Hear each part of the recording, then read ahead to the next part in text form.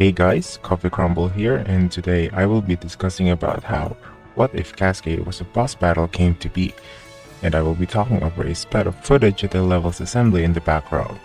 This is the first episode of a behind the scenes type of video of how these animations came to life.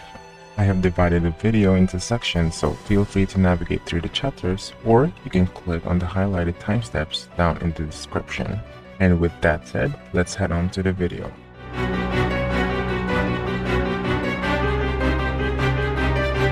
The boss design of Cascade was mostly the aftermath of quickly rushing through the boss selection screen of Milky Ways, and while yes, even if I wasn't the most proud of the boss design, it did serve its purpose for the level's theme and aesthetic. I was planning to change the final design, but I didn't want to pull a cool friends for this one, so I just decided to utilize this design to carry out the rest of Cascade. And with that in mind, I started to construct each parts of the boss in PowerPoint and imported them in Adobe Premiere and assembled the boss to be used in the level.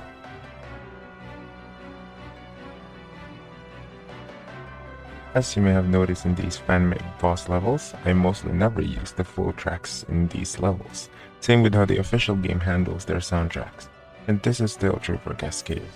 I was originally gonna use a longer version with the full ending for this boss, but I thought that I was already spending too much time in Cascade that I had to cut the final few seconds of the track.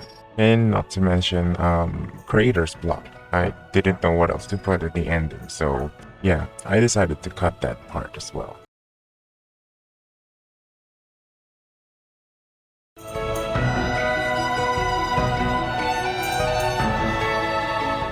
The main inspiration for Cascade's boss version was the feeling that the original level in the game resembles real-life fireworks.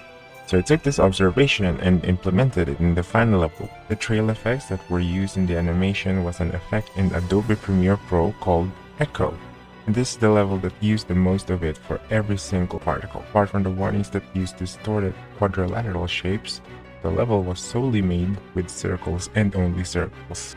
As for the assets, like I said earlier, I mostly only use circles, so creating the assets for this level was far from difficult. The only noteworthy asset I made for the level is this jagged platform where you can see it come to life in the middle part of the level.